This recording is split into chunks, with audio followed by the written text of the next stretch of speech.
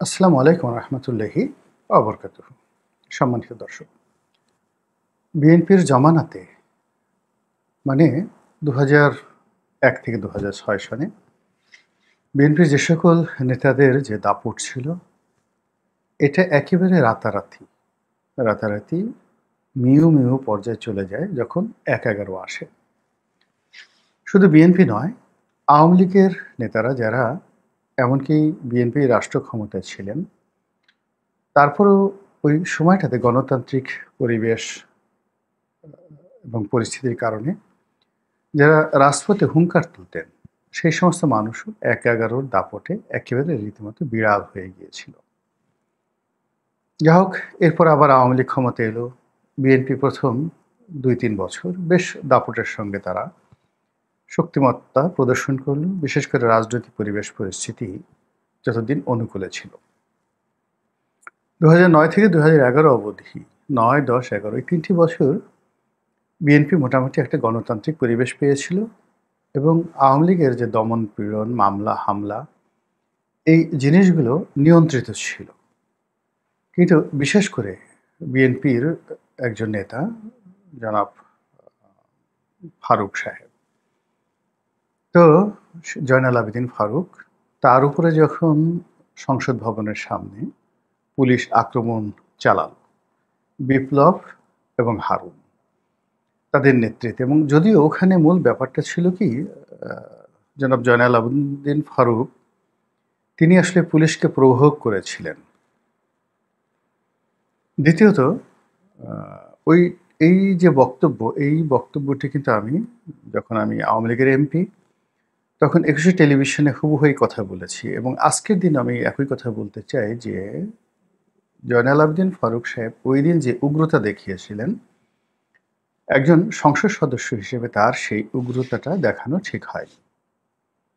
এবং ওই জায়গাতে যদি হারুনের পরিবর্তে, বিপ্লবের পরিবর্তে বিএনপি পন্থী কোনো পুলিশ কর্মকর্তা থাকতেন, এমনকি যদি জয়নাল আবেদিন ফারুক সাহেবের একেবারে আপনজন, নিজের রক্তের কেউ থাকতেন, তাহলেও পরিস্থিতি সেদিন যা ঘটেছিল এর বাইরে অন্য কিছু হতো না।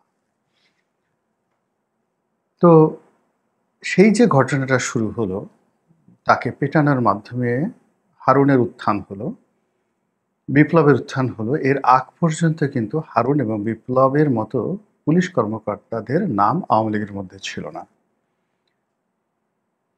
বিএনপির মধ্যে একসময় প্রতাপশালী পুলিশ কর্মকর্তাদের মধ্যে যারা ছিলেন, কোহিনূর ছিলেন, অন্যান্য যারা ছিলেন নাম জানা, আপনারা অনেকেই জানেন। তো সেই যে ঐতিহ্য, কোহিনূরদের যে ঐতিহ্য বা তাদের যে দাপট, সব কিছুকে ছাপিয়ে হারুন, বিপ্লব, বেনজিররা একটা নতুন একটা নতুন যুগের সূচনা করেছিল, যেটির প্রথম ব্ল্যান্ডারটি করেছিল এই যে জয়নাল আবেদিন ফারুক সাহেবের নেতৃত্বে আওয়ামী লীগের বিরুদ্ধে মিছিল করতে গিয়ে, পার্লামেন্ট বর্জন করতে গিয়ে বিএনপির কিছু নেতা এবং কর্মী। এবং সেই যে শুরু হলো, মানে পুলিশের দাপট আর রাজনৈতিক নেতৃবৃন্দ, বিএনপির যারা রাজনৈতিক নেতৃবৃন্দ, তাদের লেজ গুটানো, এটা চলতে চলতে একেবারে ২০২৫ সন পর্যন্ত এমন একটা পর্যায়ে পৌঁছে গিয়েছিল যে জোরে কথা বলা কিংবা পুলিশের সঙ্গে চ্যালেঞ্জ করা, অথবা মানে সত্যিকার অর্থে একটা রাজনৈতিক নেতার যে সাহস, শক্তি, এটা জামাত এবং বিএনপির কারোর মধ্যেই ছিল না। এটা বাস্তবতা। আপনারা কিছু কিছু ছবি ভাইরাল হয়েছে আওয়ামী লীগ জমানাতে। বিএনপি অফিসের সামনে জনাব রুহুল কবির রিজভী বসে আছেন, পুলিশ বারবার চেষ্টা করছে একজন কর্মীকে ধরার জন্য, এবং সে দৌড়ে সেই বিএনপি অফিসের মধ্যে ঢুকছে, আবার যাচ্ছে, আবার দৌড়াচ্ছে। এবং একটা সময় যখন তাকে ধরে ফেলা হলো, তিনি রুহুল কবির রিজভী সাহেবকে জড়িয়ে ধরলেন। এই দৃশ্য আপনারা দেখেছেন। আরেকটা দৃশ্য আপনারা দেখেছেন যে খুব গরম বক্তৃতা দিচ্ছেন সুলতান সালাউদ্দিন টুকু, আর তিনি বারবার তাকাচ্ছেন পুলিশ কখন আসবে।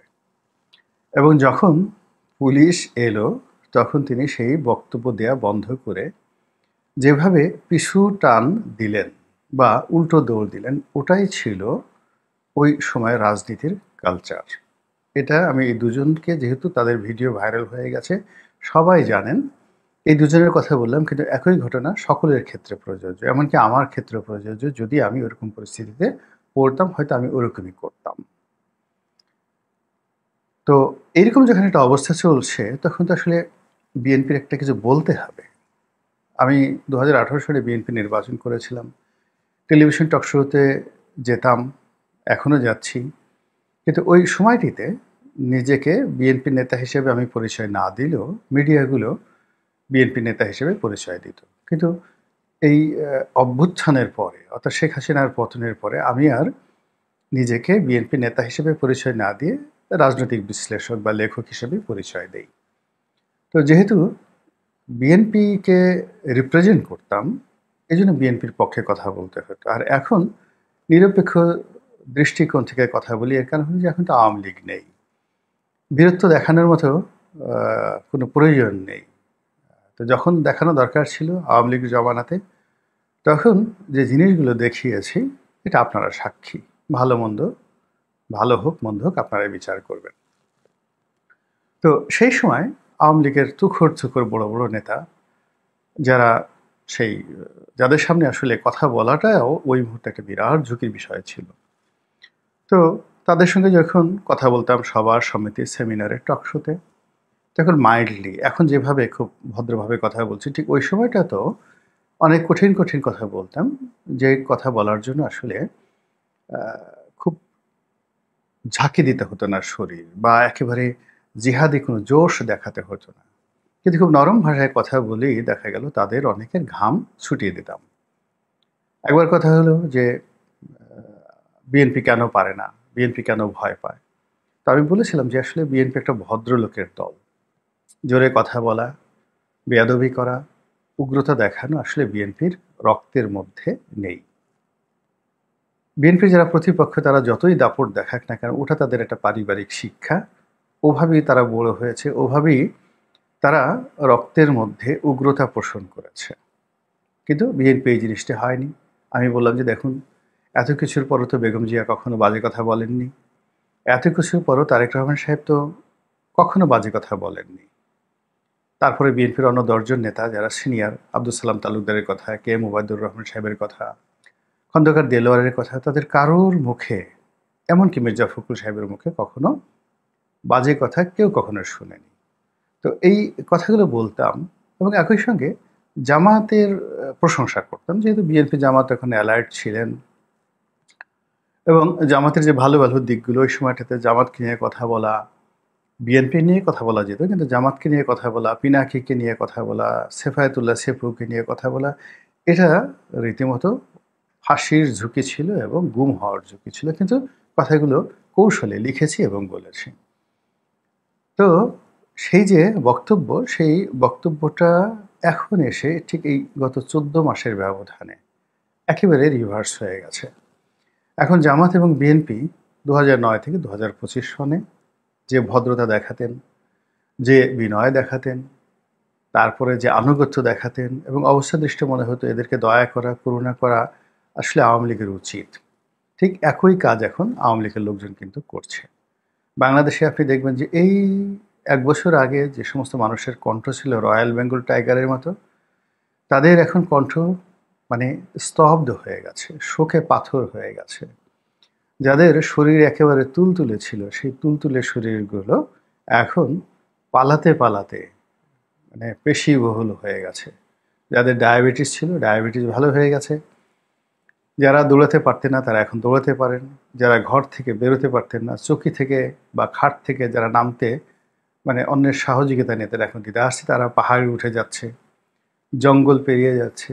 মশা মাছি তো তাদের কাছে কোনো ব্যাপারই না। সামনে গোকরা সাপ পড়লেও তারা জীবনের ভয়ে গোকরা সাপের মাথার উপর পাড়া দিয়ে সুন্দরবন পাড়ি দিয়ে নিরাপদ আশ্রয় ভারতে চলে যাচ্ছেন। কত সেই যে চিন্তা করে বিচারপতি মানিকের মতো মানুষ যেভাবে সীমান্তে পাড়ি দিয়ে যাচ্ছিলেন, ওটা আপনি না দেখলে বিশ্বাস করতে পারবেন যে এই মানুষ এই কাজ করতে পারে। কিংবা একজন ছাত্রলীগের সাধারণ সম্পাদক ছিলেন, নেহায়েত ভদ্রলোক মানুষ। কারোর সঙ্গে তার ইসাক আলী খান পান্না, কারোর সঙ্গে তার ওইরকম শত্রুতা ছিল বলে আমার জানা নেই। কিন্তু আওয়ামী লীগের পতনে তিনিও ভীত সন্ত্রস্ত হয়ে গেলেন এবং তিনি পাহাড়ে উঠতে গিয়ে হার্ট অ্যাটাক করে মারা গেলেন। এরকম অসংখ্য ঘটনা ঘটেছে। তো আওয়ামী লীগ বিএনপির মতো ভদ্র হয়ে গেছে, জামাতের মতো ভদ্র হয়ে গেছে, এবং বিএনপি এবং জামাত সম্মিলিতভাবে যত সুন্দরভাবে পালিয়েছেন তার চেয়ে অনেক সুন্দরভাবে আওয়ামী লীগের লোকজন পালাতে শিখেছেন। এখন এই শহরে আওয়ামী লীগের অনেক মন্ত্রী এমপি টিল নাও পালিয়ে আছেন, কিন্তু আমরা তাদের টিকিটি পর্যন্ত স্পর্শ করতে পারছি না। আর বিএনপিরা এই পালানোর ক্ষেত্রে এতটা পটু ছিল না, ঘপা ঘপ করে তাদেরকে আওয়ামী লীগের পুলিশ বাহিনী তাদেরকে ধরে ফেলতো। কিন্তু যে সমস্যাটা দেখা দিয়েছে সেটা হলো আওয়ামী লীগের যে মন্দ কাজগুলো ছিল, অর্থাৎ তারা ওই সময়টিতে যে উচ্চস্বরে কথা বলতেন, বেয়াদবি করতেন, তারপরে যাকে বলা হয় হুমকি দিতেন, ধামকি দিতেন, ঠিক সেই জিনিসগুলো আরও মাল্টিপল হয়ে, মানে যাকে বলা হয় বহুগুণে বেড়ে জামাত নেতাদের মুখে এবং বিএনপি নেতাদের মুখে চলে আসছে। জামাতের একজন শীর্ষ নেতার মুখে যখন আমি ঠিক এই জুলাই আগস্ট বিপ্লবের ২-৩ মাস পরে প্রথম শুনলাম যে তিনি মাথায় টুপি দিয়ে সফেদ দাড়ি মুখে একেবারে জিন্দাউলির মতো তার চেহারা, তিনি যখন খুব রাগ হয়ে মুখ একেবারে খেঁচিয়ে তারপরে শেষে হাত মুষ্টিবদ্ধ করে যেভাবে তিনি বললেন যে আর একটা কথা বলবেন না, যদি কথা বলেন তাহলে একেবারে গলার উপরে পাড়া দিয়ে জিহ্বাটা, তাও আবার ডান হাত দিয়ে জিহ্বা ধরবেন না, তিনি বাম হাত দিয়ে টান দিয়ে জিহ্বাটা ছিঁড়ে ফেলবেন।